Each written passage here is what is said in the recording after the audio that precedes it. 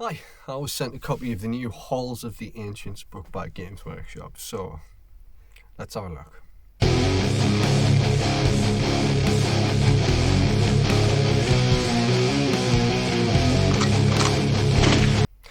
Hello, I'm Chris, and in this video I'd like to talk to you about the latest release for Necromunda, Halls of the Ancients. I realise that this is a bit late, but listeners of Some City Radio will have heard our review, and I just wanted to get my thoughts on camera, so better late than never. A bit like this book, finally finishing the squats. Okay, so this book expands the lore and rules for the rapid-fire loving mining enthusiasts that we were introduced to in the Book of the Outlands. In this book we get new fighter types, new weapons, a new vehicle, new tactics, and a unique gang mechanic that makes them comparable to the main 6 house gangs. The book explains that the industrious squats first arrived on Necromunda millennia ago, struck a deal to monopolise the mining rights of the planet, and carved a place, literally, into its ecosystem and economy. There's loads of fun little snippets of lore, including the adoption of a load of Ogryn who now identify as squats after being taken in by a clan of Ironheads, the tale of how one female squat entered the Underhive and entered legend, becoming a famous bounty hunter, and a clan of submariner squats battling tentacled greeblies in a subterranean sea far below the surface. We also find out that the atom punk aesthetic of the Ironheads, which makes them look almost antiquarian in comparison to their spacefaring kin the Votan, is due to the Ironheads losing their ancestor core deep in the bowels of the planet after the Great Schism. Now, necessity has meant that the Ironheads have had to reverse engineer their equipment from what they have available and from existing on and off-world tech in order to keep the mines active, as industry can't stop just because you misplaced your god. So for thousands of years, the Ironheads have become an intrinsic part of the infrastructure of Necromunda as they continue to harvest the precious resources from the planet, search for their ancestor core, and develop their ongoing grudge against the Ashwaste nomads. After some thematic flavour and a detailed timeline, we get to the rules. The main body of the gang remains unchanged with the same costs, stat lines and skill access, and obviously a penchant for guns that go all the way to 11. So let's start with what's different. The house list has been expanded, granting access to a wider variety of ways to hit your opponent. This has come with a couple of tweaks, one of which is the loss of one-handed power picks and one-handed power axes. These are replaced with unique two-handed variants that do hit harder. There are still a couple of one-handed options for those wanting to run them, with the power hammer, fighting knife, power fist and the new standard axe. So about these two-handed weapons. First up, the two-handed power pick, which is strength 1 minus 3 AP, damage 2, with the power pulverizing, unwieldy and versatile 2 inches traits, comes in at 75 credits. That's 1 extra damage than a standard power pick, with a -1 to hit at range, and a hefty 35 cred price hike, so I understand any grumbling at the loss of a 40 cred carapace crusher, but there's always the trading post. We get a couple of two-handed options in the two-handed power axe, which is strength +2 minus 1 AP, damage 2, with the disarm, power, unwieldy and versatile 2 traits for 65 creds. The two-handed chain axe, which is strength +2 minus 1 AP, damage 2, rending and unwieldy for 40 creds. I think the decision to drop the one-handed option is to encourage players to use the previously underused bronze skill tree and another of the squat's favourite mining tools come weapons, the power pack equipment. Now, these have their own dedicated section in the house list and aren't bundled in with close combat weaponry. We have all of the existing options with a cool new addition in the form of the bolt spitter, which is a 4 to 10 inch +1 at short range, strength 4 minus 1 AP, damage 1, 5+, rapid fire 1 sidearm power pack weapon for 40 creds. It's essentially a shoulder mounted bolt pistol with less range and damage, but it frees up the hands for two-handed weapons. And with the sidearm trait, it means that we can use those in melee and, more importantly for me, still utilise the gunslinger skill. So my previous Charter Master build can transition effortlessly to take advantage of this, as I'd fortuitously built shoulder-mounted bolt pistols so I could give him more claws to tunnel through the ground. So now he can have dual bolt splitters, and the claws count as a proxy two-handed power pick. As well as new close combat and power pack weapons, we do get a couple of interesting new guns, because squats love guns, right? First up is the Ironhead Inferno pistol, a melter pistol with a 4 to 7 inch range, strength 8, minus 3 AP, damage 2, 6 plus ammo roll, rapid fire 1 and melter traits, costing 160 creds. It has a shorter range and worse ammo roll than the Inferno pistol at the trading post, and costs 15 creds more, but is readily available from the house list, losing its restrictive rarity value, and it gains that rapid fire that we've come to expect from the squats. This one does confuse me slightly because it's 5 creds more expensive than a standard Ironhead melter, has a worse ammo roll and a very short range. Rapid fire melter in close combat is very nasty, but I see this being a later pickup for me personally if the creds start rolling. Although it's admittedly a very Gucci gun to be rocking with at creation. Possibly my favourite new weapon is the Ironhead grenade launcher with a 6 to 24 inch range, minus 1 at short range, strength 3, minus 1 AP, damage 1, 5 plus with a 3 inch blast mark, a seismic and knockback traits coming in at 50 creds. That seismic trait is going to allow you to pin spirers, neotech and negate any skills that defy pinning, which in necromunda is very potent. For 50 creds it's a steal, and I reckon a lot of Ironhead gangs would be wise to squeeze one into their lists. There's no grenade launcher in the new accessory kit or Exo kit, but I was so enamoured with it that I just had to kit bash one immediately. I carved out the existing drum and fit a Trazier Sentry grenade drum in its place. I cut off the twin barrels and fit a guard grenade launcher barrel in the place. It's a relatively simple bash, but I think it fits the robust, chunky aesthetic of the other guns. As well as weapons, we get pets. Now, previously locked into the Dramatis Personae, the tech mites have been added to the house list for wider availability. So now the Charter Master and Drill Masters can take the Autoveer for 45 credits, the Exo-Vator for 55 credits, and the Oculi for 40 credits. These operate the same as their previous released versions, with a range of weaponry, equipment and skills for variation. And the fact that we now get these all in plastic means they're much easier to get hold of and more reasonably priced. And another bonus is that we can kit bash our own Dramatis Personae if resin isn't your thing. The new fighter types bring a more melee-focused detachment to our stout, rapid-fire abusing friends. Introducing the Exo-suits, coming in 2 flavours. We get the Exo Master, a new champion, rocking in at 110 creds, with a movement of 4, weapon skill and ballistic skill of 3+, strength 3, toughness 4, 5 plus initiative with 2 wounds and 2 attacks. They have the baked in skill Paragon of the Ancients, which I'll talk about shortly, no pun intended. Fully intended. They have access to Brawn and Wisdom of the Ancients as primary skills, Combat Ferocity and Leadership as secondary, but the obvious difference, however, and the reason for that hefty price tag, is the Exo-suit itself, which grants a 5+ save with Blaze and Rad resistance. Now, if you've ever spent a game, or 2, or 3, running around on fire, you'll know just how strong this is. Now, you can beef that armour save up to a 4+ if you buy them an armoured undersuit, which is included in their list, but it's going to set you back an extra 25 creds. So, as well as being made of asbestos, the new Exo-kin get access to some new kit, including some cool ranged options.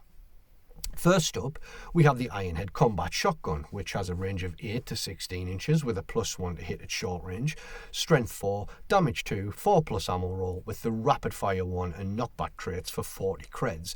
This is a nice, very cheap, stay the hell away from me tool that lacks the variety of ammo available to the standard combat shotgun, but costs 35 creds less.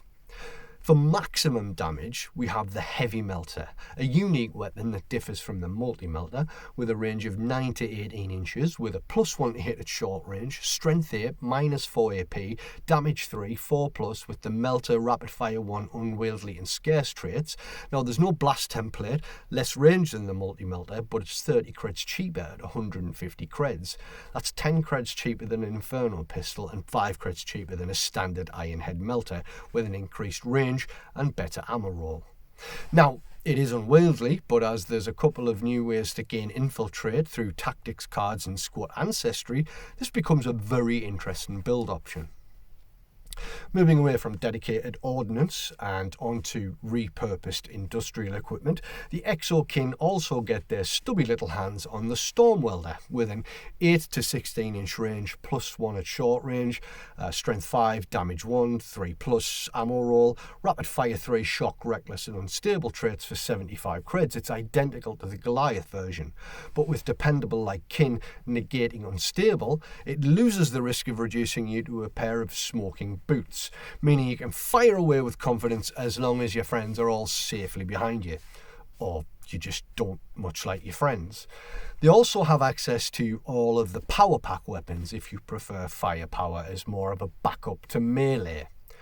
Speaking of which, as well as being melted, electrocuted or just riddled with plain old solid shot, enemies of the Ironheads can now look forward to being ripped, shredded, drilled and pulverised with a selection of mining tools at their disposal. The Excavation Hammer is a two-handed strength +2, -1 AP, damage 3 weapon with pulverise, unwieldy, versatile 2 for 50 creds. Alternatively, you can fulfill your Bioshock fantasy with a heavy drill, which might only hit at strength but has -1 AP, damage 2 and rending for only 35 creds. If it's rule of cool you're after, well, you can't get much cooler than circular saw gloves, so why not get yourself a rock saw? And at strength +1, -1 AP, damage 2 and rending for 35 creds, why not get 2? That's my plan. The cheapest option on the list is the hydraulic drill, which is strength +1, damage 1 with entangle for 25 creds, and while the Ironhead Power Fist isn't new, it's never a bad choice with strength +2, AP -2, damage 2 with power and pulverise for 60 creds. The kit has left and right arm options, so dual power fists are a very tempting possibility. The Exo-master can also take the Exo-vator and Auto-veer tech knights. Now, a cheaper way to get the Exo-suit is the Exo-kin, the Ironhead Prospects. At 60 creds, you get the same armour with a slightly impressive stat line. So they've got a movement of 4, a weapon skill of 4+, and a ballistic skill of 5+. They've got the same strength and toughness with 1 less attack and 1 less wound. The Exo-kin have cunning as the primary skill and don't have Paragon of the Ancients. They also have a less impressive arsenal with no access to combat shotgun, heavy melter or the heavy drill. They can still, however, take the Exo-vator and Auto-veer though. The book also gives us a new cool way to get around the wastes with the squat Svenita trike, reimagining of the classic squat vehicle. Now, I'm a big fan of the design for this and I'm currently building my own and I'm having a lot of fun with the kit. I have, however, had very little experience with ash wastes, so I've got no idea how good this will be on the table. But if you're interested, a trike is going to cost you 105 creds. You will need someone to ride it, so a squat gearhead is going to set you back a further 40 creds. Then, assuming you want to shoot something, you're going to need guns. The twin-linked auto gun rocks in at 40 creds. Then you've got the twin-linked bolter for 115, or you could go twin-linked melter for 150 credits. Any weapon mounted gains the crew operated and front arc traits, meaning that you can move and shoot, taking full advantage of the trike's 8-inch movement. You can also take the Oculi Tech Mite, which helps to negate your enemy's cover save, and don't worry about them getting left behind because they group activate as if the vehicle was a fighter. Now, this is something new to Necromunda, not just to the Ironheads, so why not take advantage? Now, unique gang mechanics have been a thing since the house updates to the 6 main gangs, so it's no surprise that squats get the same treatment. What's new here is the squat ancestry mechanic is entirely comprised of post-battle actions. This means for all you players who have gaming groups who campaign regularly, you get to take full advantage of them. There are 8 named clans and a splinter clan template that you can choose from. There's the Anglish, who are most closely linked with humans and trade regularly with them. Then we have the scavenging Skagfrid, the warlike Svordhol, the engineering masters Tapfakit, Helmeth, the chem pirates known for their submersibles. Then we have the deep miners of Snorag, the grave plundering Trocken, and finally we have the sky dwelling Visinki. That's 9 clans including the splinter template, each with 3 unique ancestral abilities each. Leaders and champs can choose one ability from their chosen clan and then utilise them post-battle. Some will give an instant cash boost, bring in fresh recruits, or have in-game effects in the following battle. For leaders and champions, this is a trade-off against other post-battle actions, but that Paragon of the Ancients ability means that the Exo-masters can perform an extra post-battle action, but it does have to be an ancestral ability. They can also gain new clan abilities in the same way as you gain skills, adding to the tricks at your disposal during campaign. Some standout abilities are one that lets the fighter gain mastercrafted on any of their weapons, allowing them to mastercraft any weapon in their possession. Another gives the fighter performing the Berserker skill for the next battle, which means that they can roll an additional attack dice on the charge. There's a great one that helps with getting them into combat by giving the infiltrate skill to D3 friendly fighters for the next fight. A really powerful one is the ability to select one skill and swap it for another in the same tree or for any primary skill. So if you randomly roll a secondary skill that you really don't want, you get to pick another from that tree, or alternatively just grab another primary. It's potentially really strong, and I also think that it really fits the gene-altering concept of the squats adapting to their environment. There's also a designer's note encouraging us to design our own clans with a selection of 3 abilities to reflect their culture. Now, obviously this would have to be closely arbitrated for fairness, but I think selecting from the ones listed would be a reasonable compromise. There's also a list of new tactics cards for the gang, including buffs for the vehicles, tech mites, and the new Exo-kin, with some really cool ones like Inferno rounds, which gives any auto guns or bolters the blaze trait for a single activation, so that's rapid fire blaze across a large portion of your gang, depending on your own personal gang build. Then we have Gravel to the End, which is played in any end phase, meaning any prone and seriously injured fighters simply gain a flesh wound and don't have to roll the injury dice. Now, I know that this was previewed in a Warhammer community article, and I saw some comments about its strengths, but when Orlocks have that 66 result tactics card, I wouldn't feel too bad about using it personally. And then we have Mining Tunnels, which allows one of your Exo-suited squats to infiltrate. I like infiltrate. Now, Ironheads were already a formidable gang, and I think Games Workshop have done a great job of expanding them laterally, making them more flexible in their play style without either sacrificing their strengths or alternatively making them too strong. So with affordable pets, Exo-kin is a forward strike force to your gun line, or some infiltrating auto pistol axe-wielding maniacs, we have a lot of cool new ways to freshen up the list and keep players experimenting and hopefully having fun while they do.